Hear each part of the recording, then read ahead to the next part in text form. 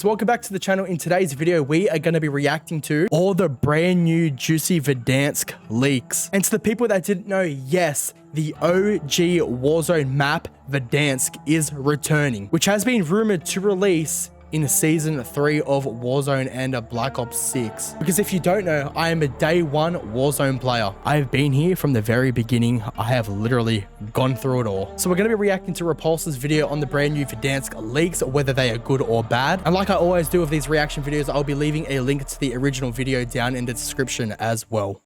More Verdansk leaks have found their way onto the internet, and I am ready for it. Aren't we all? A video going over all the leaks / rumors that are projected. I'm excited, man. Warzone. And then immediately after recording that video, a bunch of new stuff came out. So it'd be like that with leaks, man. They can come quick. And then we'll get into all the new things that happened today. So buckle up, it's gonna be a good one. Yesterday, Charlie Intel tweeted out this. He said, Verdansk is set to return in season 3.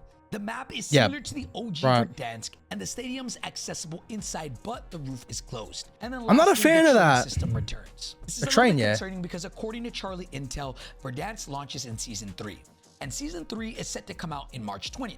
It is now March 20. Wow. Okay. Which pretty much means that Verdansk is scheduled to come out in 3.5 weeks. Yet this is the first bit of news. Damn, and the anti-cheat is like shit. No marketing and no push for the actual map. Facts. They went on to say that OG Verdansk is coming back. I personally thought we were gonna get Verdansk 84 because currently Black Ops 6 is set in the 90s, so I just thought that Verdansk 84 made the most sense. But according to the rumors, we're going to be getting some form of OG Verdansk. That was everything we covered yesterday. Now, without further ado, let's go over all the new rumors that came out today. Everything kicked off when Charlie Intel tweeted out this tweet. He said, "We've been hearing for weeks that Activision is trying to go all out content-wise in trying to make Verdansk return to Warzone the best they can after the last few months of how bad the game state is. It's one of the reasons why season 2 of Warzone had absolutely nothing." I hope so. And I do know that is true.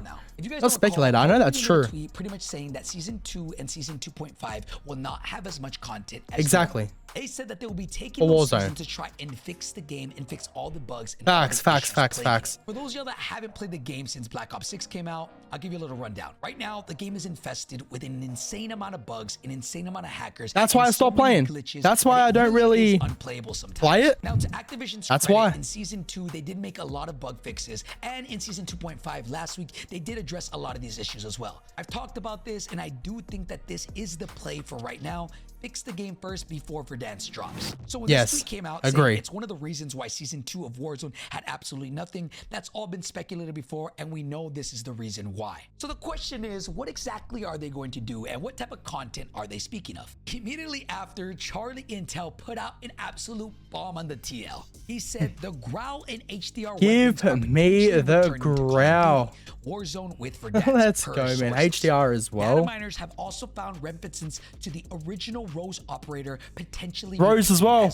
Rose as well. Look here, this is Ren Rose. This is the HDR, and potentially the Rose skin is coming back as well. Then immediately after, give us the OG Rose skin though. AKA Doug practically confirmed himself. He said as well, the Growl, HDR, and Rose return so they will, pretty much. The Growl and HDR are potentially returning with Verdansk, according to Charlie Intel sources. The original Rose skin has also been found in the files by data miners and may be returning as well. Activision is digging into the nostalgia heavy here. And a lot of people are kind of on the fence on whether they like it or not. I like it. On one hand, you have people that say, go back to basics, man. Awesome, I love the nostalgia. And on the other side, you have people that are like, why can't Call of Duty make original content? Why are they giving us stuff? I'm going to pause it there. Every single time that there is a new map that releases, every single person complains. Look at Area 99, for example. Every time a new map comes out, 95% of the community are just chatting shit online. That's why. Why do you think we've had Rebirth Island now for at least, what, 2 to 3 years? I mean, if you want to count Blackout, you're going back like, what, five years? From what I personally believe, though, I think they've seen how much success Fortnite had bringing back their OG map. So then maybe they've thought, hold on, we should do this too. And you know what? I'm all for it because Verdansk is perfect. And honestly, I can see both sides of this. When I felt like I had no one, when I felt like I couldn't talk to anybody, I knew I could just hop into the game and play with my boys. With that being said, things like the Rose skin and the Growl will only push us towards that nostalgia more and more. But then on the contrary, I understand where these guys are coming from as well. We've already paid for a Rose skin. We've already paid for these Growls.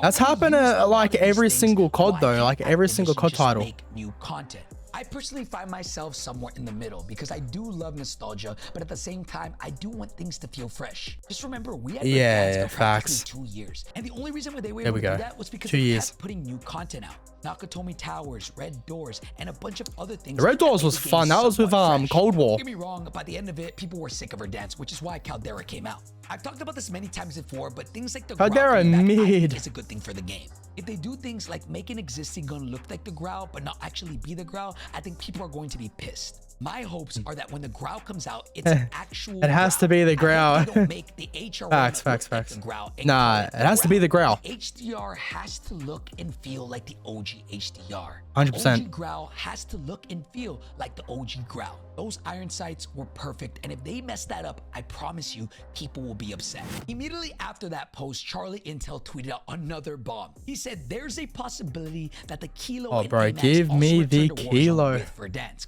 via the Ghost of Hope." For those of you that don't know who the Ghost of Hope is, he's a leaker that's been in the scene for a while now. Even though he's not always accurate, I will say he's accurate most of the time. So again, 90%. I take this with a grain of salt, but because Charlie Intel tweeted it, I personally think this might be We might get all OG weapons back. This has brought a lot of hype to the game.